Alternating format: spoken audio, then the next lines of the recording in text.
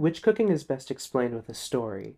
My grandmother was teaching me her chopped liver recipe. She's gone at length about how much she hates the Yiddish language, but there was really no way to get across her cooking style without using a little of it. Shit da rein, she said. That's what my grandmother told me. I don't know what it means, but I know what it means, if you know what I mean. It means, don't use measurements, just put it in. Later, I looked it up in my preferred Yiddish dictionary, and shit means put, and rein means in. From that moment forward, I structured my whole perspective of cooking around this Yiddish philosophy. It helps that I was a tokiponist at the time, and tokipona discourages the use of numbers to a degree. So this is what I mean by witch cooking. The witch stands over his cauldron, adding ingredients and tasting the stew, adjusting as needed, and using his expertise. This style of cooking is more and more common in older people with much more experience.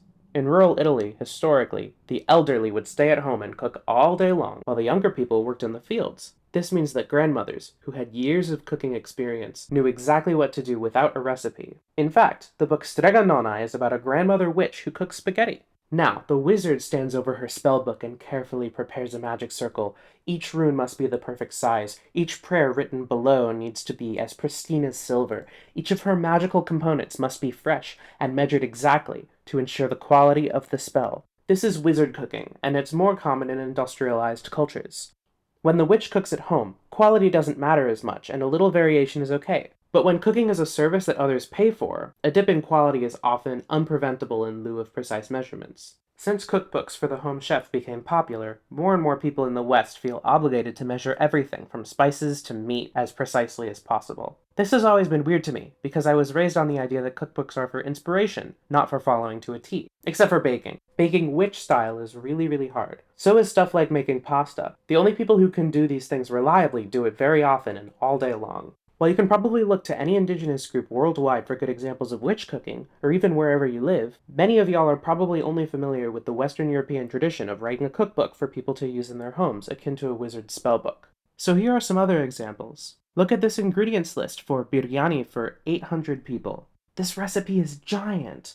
I've made biryani before, and this seems like a crazy good recipe. I'll be sure to use it if I ever cook for that many people, but I doubt I'll ever be in a position where I'll need to do that and every single person can eat meat, dairy, and eggs. Here's a video of people making biryani for 500 people. I've linked to it below, but it's worth mentioning that this is street food made in advance. Street food is often made like this, especially in places where you can get street food for very cheap, like India, and not like New York, where 1 gyro costs $12, and it's not even the truck guy's fault. It used to be 5, like 7 years ago, but his rent went up, so he has to raise the prices. What was I talking about? Oh, right. There's perhaps no better example than the Gurudwara Bangla Sahib temple in New Delhi, India. They cook enough food every day for 40,000 people, but during the pandemic, they expanded their food production to feed 350,000 people. That's insane. With recipes for this many people, measurements are much larger. Imagine making a cake so big that you need 4 cups of vanilla extract. That's the kind of scale we're talking. Like, that's a very precise measurement of salt. It's just like in a bag, and it's the whole bag. By the way, they apparently serve this food for free. Kinda makes me want to learn more about Sikhism. However, this is not universally true when folks want to cook for a huge amount of people. Whoa, we're in Papua New Guinea! How did we get here? In Papua New Guinea, folk will cook a huge amount of food in a ground oven called mumu. Based on the pictures I've seen, it really doesn't seem like they use measurements. And while these dishes might not feed quite as many people as my other examples, that's still quite a bit of food. And while I'm not sure of any real-world examples, probably from lack of knowledge, an extremely rural society that measures ingredients very precisely could be really interesting if explained properly. So don't feel obligated to have cooking style match up with rurality. Let me try to apply this to my own world-building project, Qwamaqqar. So basically, long story short, there are 3 ethnic groups. They live roughly here. The Osem are nomadic and go back and forth from the mountains. The Qwamaq reside in settlements all over the land of Qwamaqqar. These are the 2 indigenous ethnic groups. The Horiti came from a different area and are the colonizer ethnic group. A great deal of my world-building project is exploring how colonization can impact culture, so I'll try to explore that here too. The Qwamaaq all cook like witches. Their number system isn't as robust as the one in English because all of their numbers are inconveniently infixes, so they avoid them and instead use other features to describe the amount, like consistency. They have many more roots to describe specific consistencies of food than English does. They also have special words that translate best as small amount and large amount, which are both relative, but connote the potency of an ingredient. Frequently, very proficient Qwamaaq cooks will tell each other to use a good amount instead. The Horiti tend to measure their ingredients. Back where they come from, they lived in large neighborhoods, each with a market within walking distance of every house. These markets sell ingredients by specific measurements so that the horiti can go pick up ingredients and bring them right home to cook. It's so convenient that some people leave their food cooking over fire while heading to market to buy a missing ingredient. They're usually back within 5 minutes, maximum.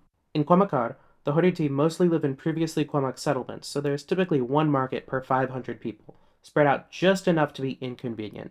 The horiti still use measurements out of habit and as a cultural value, but they've begun to do it less and less.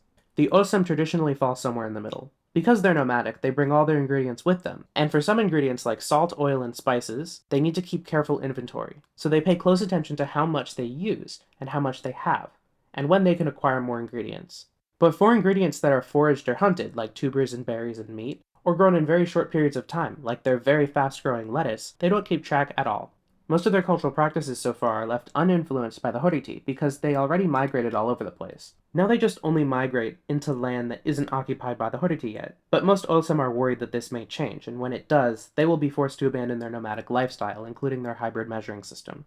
In your fictional world, how do people cook? Do they cook like the witch, or like the wizard? What elements of their culture and their setting influence this? Let me know in the comments. Eat a good fish, but if I see you taking out a teaspoon measure for the salt you're gonna put on that good fish, instead of just using your fingers, I'm gonna be fine with it actually. It's probably okay. Like, who am I to judge you? Are you hurting anyone? No.